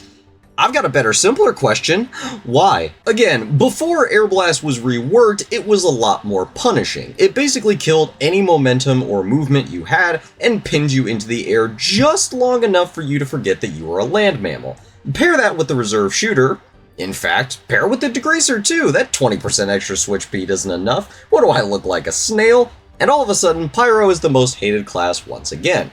Thinking about it, I really do think combos and strategies like this is what makes Pyro so hated. I think it has less to do with the class and more to do with Pyro typically being the one to have an annoying strategy if one existed. The reserve shooter on Pyro was particularly effective since those mini crits didn't discriminate against other Pyros like any flare combos would. Pyro took a weapon that would only get use out of the most specific and skill-based interactions, and turned it into a weapon that you could get use out of every time you hit the second mouse button. Eventually, and I do mean eventually, after 6 long years of tyranny, the reserve shooter no longer mini-crits targets who were airborne via the Air Blast. Oh, and Air Blast was reworked. What was that I said about the Sandman being so much of a problem child that the other children in the room also got in trouble? It's funny to me because this thing is now practically useless on Pyro, and yet they still let Pyro use it. I don't tend to encourage punishment through public embarrassment, but in the case of the reserve shooter, I'll get the tar if you bring the feathers. Oh, the other shotgun I talked about. Yeah, Pyro probably gets more utility out of this thing than Soldier does. Probably helps them relive the glory days of the reserve shooter. I think it's a really good finishing tool for Pyro. Thank God, a quick one. I hope the next few are just as... Well, that didn't last long. Okay, when we first saw that the Pyro was going to be getting a jetpack, I think our initial reaction was an overwhelming sense of dread. In practice, though, it's alright. Imagine putting a jetpack in a shooter and it's just alright. It's a viable movement tool, it can open up a lot of flanking routes, it gives maneuverability to a class that desperately needs it. That's an awful lot of praise to an item I think is just okay. Here's the thing. This item falls into the same problem that Spy does. You might be a good spy. You sneak by undetected, you might even get a crazy chain stab that leads to your team capping a checkpoint. But that team is only gonna let you get away with that once. You establish yourself as a competent spy, and everyone is going to start checking behind themselves constantly. They might even switch to Pyro in an attempt to prevent you from even getting close. Likewise, you pull off one good flank with the thermal thruster, and it's gonna be pretty hard to do it again. Pyro is enough of a problem when she's charging straight for you. You give him the ability to fly, and TF2 players are gonna beat the allegations that their necks are broken. The Gas Passer. A confusing little weapon that coats enemies in a flammable gas, allowing you to ignite them. Gee, thanks. I, the Pyromaniac, really struggle with that. I kid. I know that the idea of this weapon is to work more as a support tool, covering an area in gasoline and granting your teammates the ability to do afterburn damage. The gas even permeates for a while, so you could even use it as a way to dissuade people from taking certain routes. Well, there's a small issue. On the surface, this feels like you're giving your team a whole bunch of flamethrowers, when in reality you're giving them afterburn. It's a very small technical difference, but let me explain. Afterburn isn't what makes Pyro effective. The continuous damage that you're able to do up close is what makes Pyro effective. Afterburn is more of a deterrent, something that makes the enemy think twice about continuing to engage. Unless someone is actively fighting a Pyro, Afterburn is basically seen as an annoying debuff, something you can get rid of with health packs, water, and medics. While that second one is dependent on the map, the other two aren't. What I'm trying to say is yes, the Gas Passer helps your teammates do a bit more damage with their weapons. However, it basically does nothing for you, and it does so little for your teammates that you'd be better off picking a different secondary. If you want to help light people on fire, I hear there's a class in the game that's really good at that already. Oh, but the one interesting thing about this weapon is that you can extinguish teammates. I cannot stress enough that you are dousing teammates who are on fire with gasoline to stop the fire. But, you know, I mean, if you want to extinguish teammates, again, you have a flamethrower that does that already, which is kind of just the whole theme of this weapon. I have a flamethrower that does this. Why would I need you? Okay, I'm really tired, and Pyro has a lot of melees, so I'm gonna try and go quickly here. The Extinguisher and Postal Pummeler. Hey, remember when I said Pyro had really annoying strategies? Full crits on burning players. Until 2014, and they turned this thing into a mini backburner. Mini crits on burning players, and full crits on burning players from behind. Then, 1 year later, it fully crit burning players from anywhere again. Then 3 years later, it mini crit burning players again, but then also extinguishes the fire on the target. But you get a damage bonus for how much afterburn duration remained on the target. See, this is the problem I have with Criticola. I have no idea what this thing does anymore. It used to be yet another annoying pyro weapon, and now it's a calculator. The Postal Pummeler is a cool reskin, though. I don't know why they decided to put the Extinguisher stats on a mailbox, but it's cool and creative, I guess. The Homewrecker and the Maul. This is a weapon for the Pie Bros. If you aren't using the other Sledgehammer melee, you're probably gonna be using this one. Funny enough, Valve understood what kind of weapon this was gonna be basically from jump. 2 months after this weapon was released, it was given the ability to remove sappers from friendly engineer buildings. And do you want to know what they did to this weapon afterwards? Thanks for listening. I used to think this weapon was very sweet, something you bring to support your fellow teammates, and you're sacrificing a weapon slot to do it. How noble! But time passed, and I began to reflect on the many years I've seen this weapon in play, and now I think this weapon is kinda mean. They gave Pyro, a class that already counters spies really hard, a weapon that counters spies even harder. Pyros are already typically gonna stick around engineer buildings to dust the room for spies. Now, even if the spy manages to get a kamikaze stab and sap, it's gonna ultimately mean nothing. I think if this weapon, or something like it, existed on any other class, I wouldn't hold the belief that this is less of a support tool and more of a way to stick it to sneaky Frenchmen. The Power Jack, the other sledgehammer melee used by Pyros server-wide. In contrast to the Homewrecker, this weapon took a little while before it matured into the adrenaline shot we know it today. It used to have a 25% damage bonus that gave 75 health on kill, and it wasn't able to random crit. Imagine a world where the Pyro Jack could not randomly crit. A year later, they replaced the no crit stat with a negative 25% damage attribute, but it kept the 25% bonus damage attribute, so it just kinda leveled out. Oh, and a 20% vulnerability to melee was slapped on as well. 2 years after that, we'd see this weapon get its most defining attribute, a 15% boost to movement speed while deployed. 2 years after that, the health gain was lowered, but as I said previously, that's not what people use this thing for. In my opinion, the health gain was never the most focused on stat. People just like to go vroom, man. Seriously, don't underestimate just how much people are willing to sacrifice in a video game in order to go a little bit faster. It's a good feeling, and in some cases, can help you make escapes and cross gaps you'd never be able to. The health gain has always just been a nice bonus you get when you random crit with this thing 88% of the time. The Backscatter. Back to weapons that Valve knew exactly what they'd be. There have been no changes to this weapon. I'm not glossing over tiny changes to keep up with pacing, like there was never a point where this thing had a 24% damage bonus or anything. No, this weapon has stayed the exact same for over a decade. That's crazy to think about. Not even because I think this weapon is broken or anything, just wow, no changes. Anyway, this weapon gets the most use in medieval mode, but honestly, you play carefully enough, this weapon could be pretty strong in a pub. Why don't people do that? Say it with me, everyone. This weapon isn't really that bad, it's just that there's better or more fun alternatives that you can put into that slot.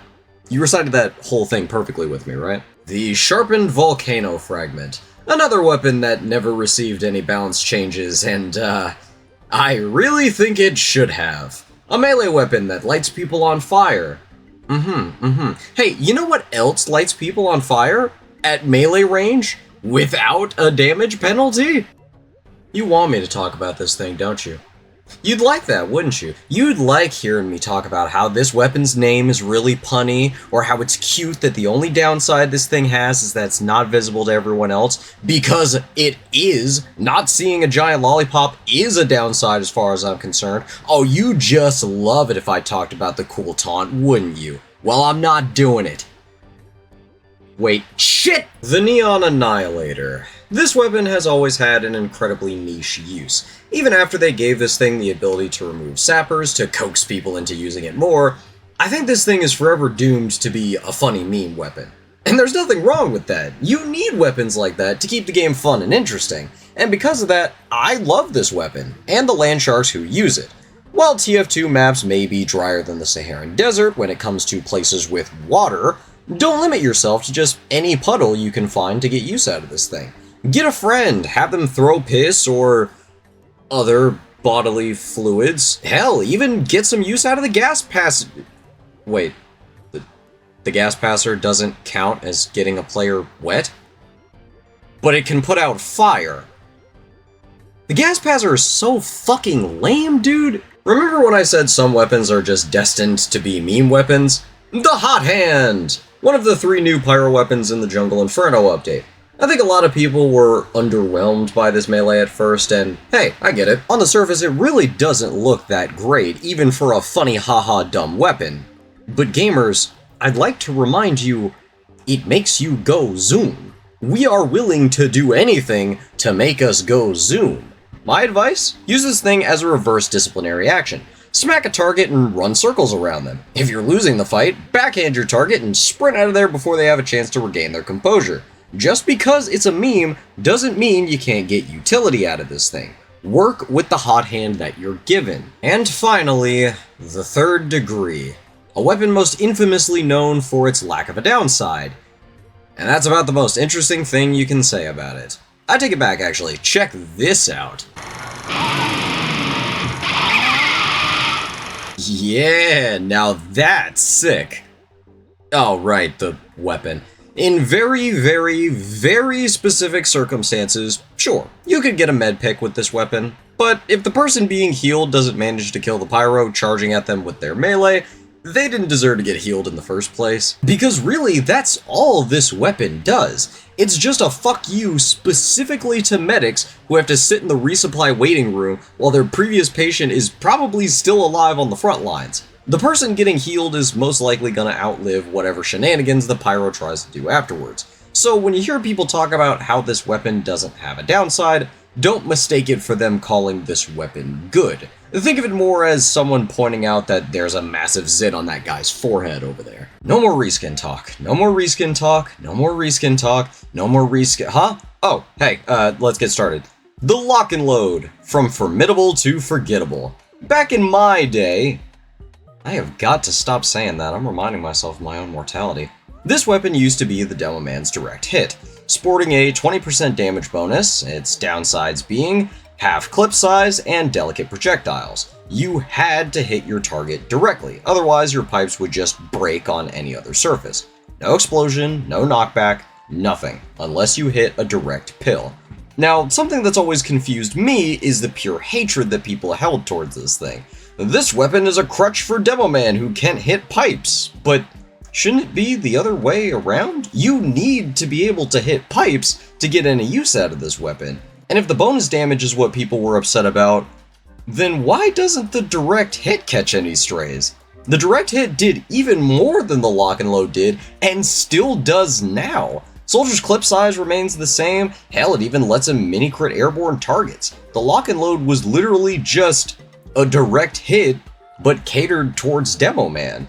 Well, clearly the demands for change were heard, as in 2015, this weapon was changed into what it is currently, swapping the 20% extra damage to players into a 20% extra damage to buildings. It's so painfully bland compared to what this weapon used to be. The projectile shattering on surfaces doesn't even really make sense with the weapon that it is now. It just kinda makes me sad to see the weapon in the state that it is. The Alibaba's Wee Booties and the Bootlegger. Fun fact about me, when I was new to this game, I thought the Booties and the Bootlegger had completely different stats. I always saw people using the Bootlegger and never the Booties, so I just assumed the Bootlegger was the better version of the Booties. So when I unlocked the Booties, I never put them on. Never even looked at the stats. I was holding out for that sweet, sweet Bootlegger everyone was wearing. And, that was a sentiment that I held until about 4 years ago. I never realized these were reskins of each other. Until 4 years ago. If anyone wants to take my TF2 license away, I'll meet you on 2 for it. You may notice I've spent all this time talking about me and not these stylish foot accessories. Well, they've stayed about the same throughout the years. They've always been meant to be paired with a shield and a sword. Some updates have come out to make that really, really, really clear, but come on, Demo Knight TF2 has been figured out since the Stone Ages. If you want to commit yourself to the ways of Demo Knight, you put on these shoes to prove your loyalty. Wait, doesn't that mean that I technically talked about a reskin? God damn it. Okay, let's all get one thing clear when it comes to the loose cannon. Nobody knows how to use this thing. You might think you, or some other TF2ber knows how to, but you're wrong. You don't get good with this weapon. You try some dumb shit out, and sometimes it just works. That's not to say I dislike this weapon, far from it. This weapon is truly the biggest wildcard in the game. You could fight a demo with this weapon in one life, watch him completely airball 4 cannonballs, and get the easiest kill of your life. And then in the next life, your entire health bar gets evaporated before you even have time to reload your weapon. All the while, this sound reverberates in your skull. This weapon hasn't changed that much, apart from the cannonballs previously being even faster than they are now. But otherwise, it's been the same goofy, super deluxe ebony mega double bubble donk Bertha booty that it's always been. I'm sure at least one person will get that reference. Oh hey, it's you again! This item actually does get some use on demo more than Soldier.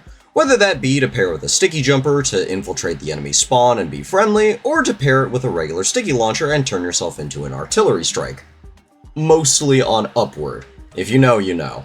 This used to be paired a lot with the sticky jumper and another weapon, but we'll talk about that late family friend later. Ooh, this is a weird one. The Iron Bomber.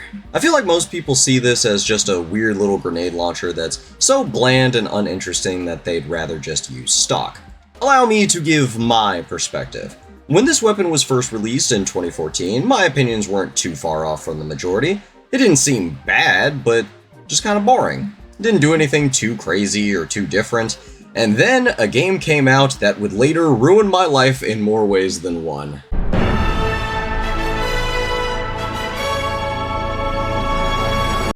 You think that's bad? They did it a second time. When TF2 was going through just a really weird time, I was playing a lot more Overwatch. When I started playing TF2 more consistently again, I realized that all of my muscle memory and instincts with Demo Man were shot. Mostly because of this bastard. Yeah, Junkrat overwrote all of my Demo Man knowledge. Fuse times, how projectiles reacted to the environment, hell, how projectiles were shaped, even the explosion radius. If only there was a weapon that could help branch together— yeah, you know where this is going. The Iron Bomber was basically like sticking Junkrat's weapon into the hands of Demo Man. Something I was a lot more accustomed to at the time. And now. Yeah, I still pretty much exclusively use the Iron Bomber because I'm so used to how Junkrat's grenade launcher works now. Don't do Overwatch, kids, it'll ruin your fucking life. Anybody here a long-time dog owner? You ever look at your dog and get kinda sad? Like you remember how much youthful vigor they used to have? You remember how excitable and full of energy that they used to be?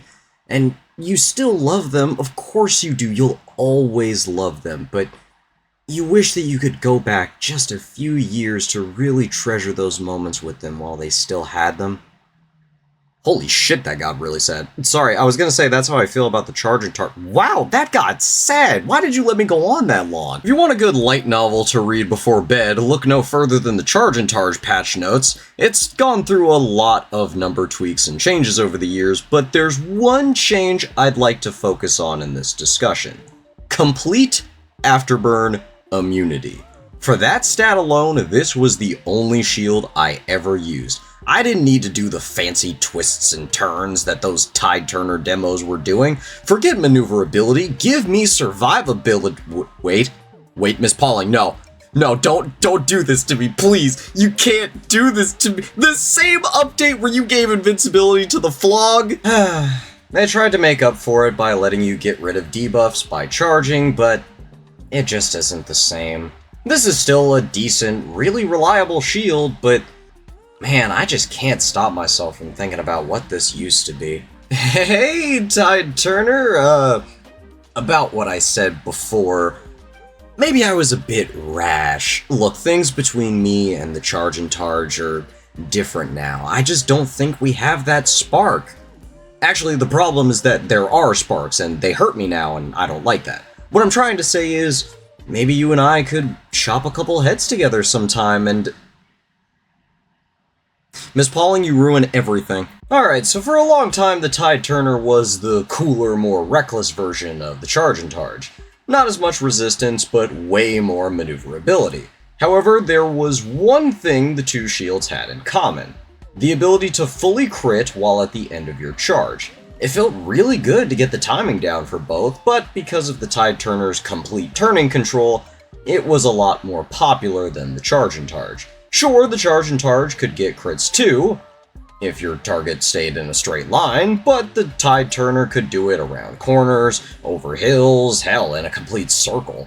It was simply the better option for demo knighting. Then they took the big boy crits away. Then they took the big boy crits away in exchange for mini crits. Don't feel too bad for this weapon, shield, wheel. It's still getting a lot more use than the Charge and Targe. This shield hasn't really received any changes. It can still fully crit just like the Charge and Targe. Hell, it can crit faster than the Charge and Targe. You play your cards right, you could be doing more damage with this thing than any other shield, since the impact from the shield is basically the damage of a melee swing. I've kind of neglected this shield for a really long time just because it wasn't as tanky as the Charge and Targe or as flexible as the Tide Turner, but this shield is honestly really good. Faster recharge times, more damage output, and decent damage resistance. This shield kind of fucks. I don't know why I've ignored it for so long, but whenever I'm done with this monumental project that's currently keeping me shackled to my desk, I think I'm gonna go out and use this thing. You guys ever just forget that a weapon exists in this game until you see somebody using it? Why don't people use this weapon more often, actually? This is literally what people think sticky spam is, condensed into a single weapon. Being able to blow up stickies faster, even at the cost of some damage, is crazy. Yeah, I know the clip size is smaller too, but are there really that many scenarios where you need all 8 of your stickies down at once? No, you need 15 down at once! Oh dear god, okay. Apart from having one of the coolest names in the game, seriously, what purpose does this weapon serve? That's semi-rhetorical. The purpose of this weapon is to lay some traps spread out in different locations while you frantically check each one like you're playing a game of FNAF.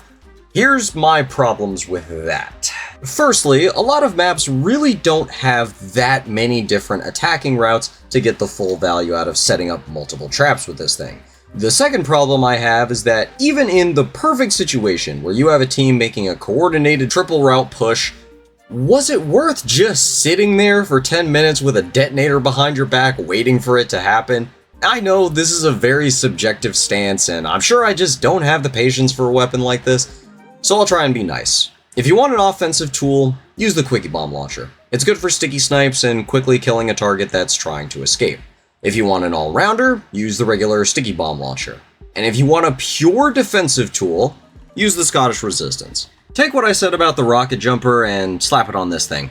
I hate this dumb sign.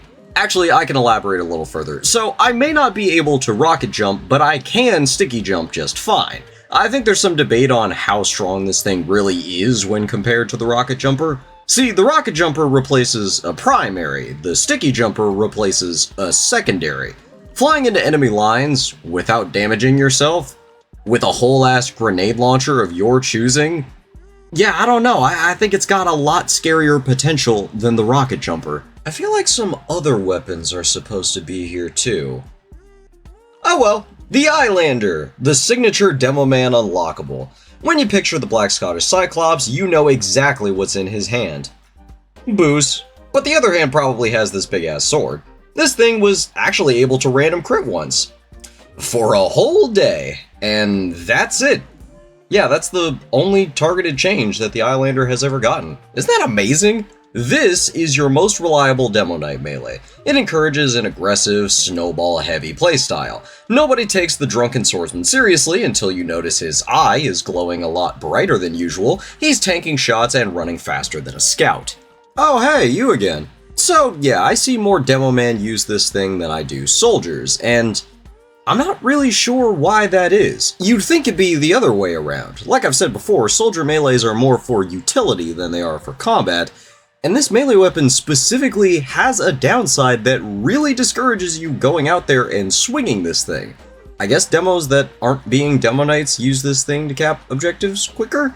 And I mean fully not Demo Knight. No shield, no sword, no nothing. The Scotsman Skull Cutter. This is the funny Demo Knight melee.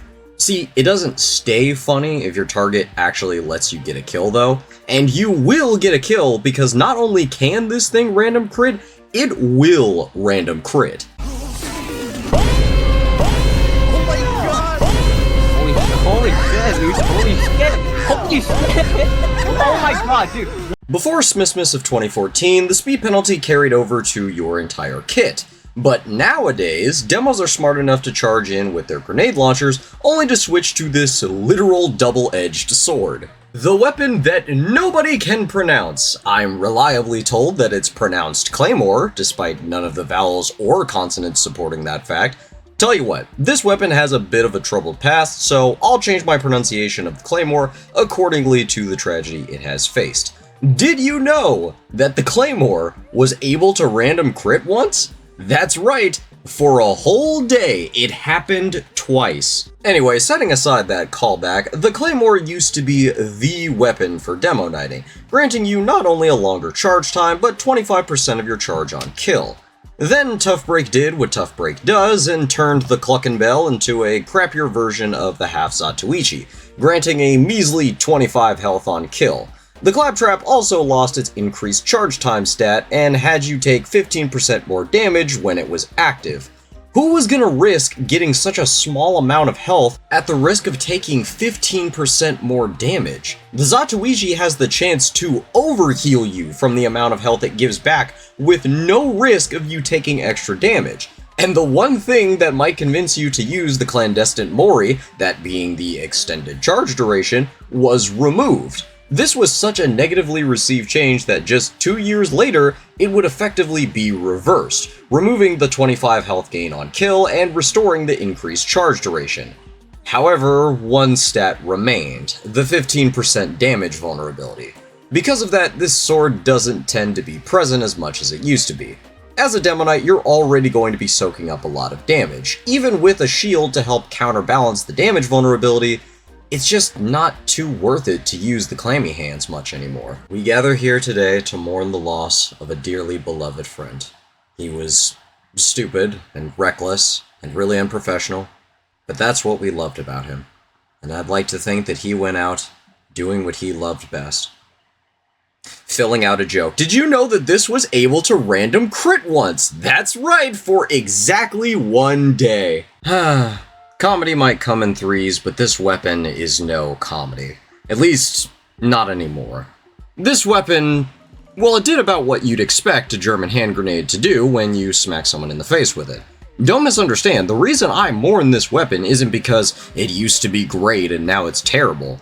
No, this thing was never great and now it's terrible. It was a one-time use weapon never to be taken or used seriously. Most of the time, if a demo swung this, even if he managed to take someone out, he was probably lying in the pile of gibs with the person he just turned into glue. With that in mind, can you really get upset at a weapon like this? One that's just as likely to kill the user as it is to kill the target?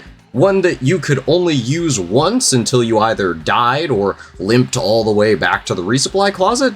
Apparently so, as in 2015, the base explosion damage of this weapon was reduced, as well as the ramp-up bonus it would receive for a close range attack. Then they added a swing rate penalty and a switch speed penalty just for good measure.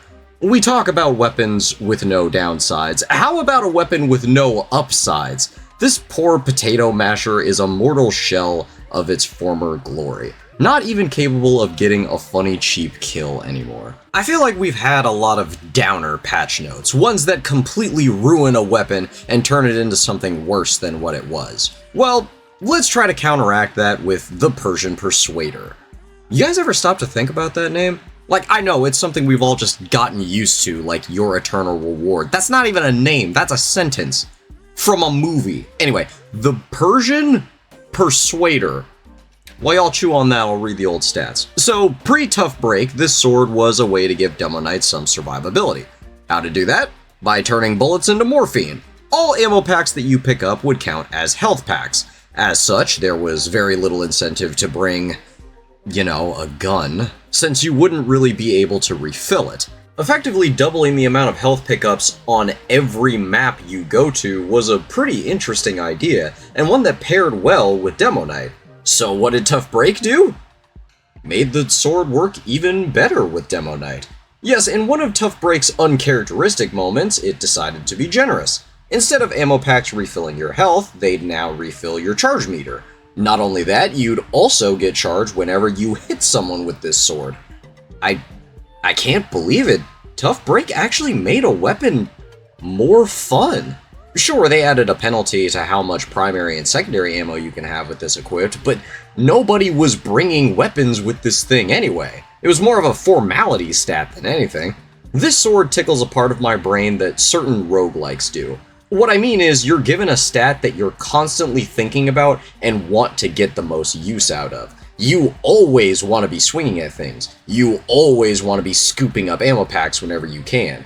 You always want to be charging. And ending it off with a returning friend. Half Satoichi demos who play their cards right can survive longer than Islander demos with a mountain of heads.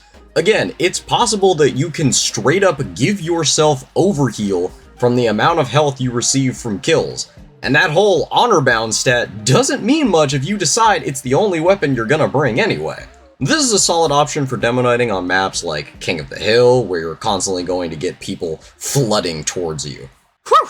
Made it all the way through the Demo Man section with no reskin talk. Well, little reskin talk. I really lucked out with this one. The Scottish Handshake is too simple of a weapon to even talk about, really. I mean... Oh god, no, I knew there was something I was forgetting from the Islander section. No, you can't make me talk about the Islander reskins. You can't make me talk about how the Nessie 9 iron is all I use because it's so much funnier than a sword. No, I won't. No, come on, don't show me the horseless, headless horseman's head taker. I mean, okay, maybe it is pretty cool looking, and the impact swings of this sound so meaty, but you can't make me talk about...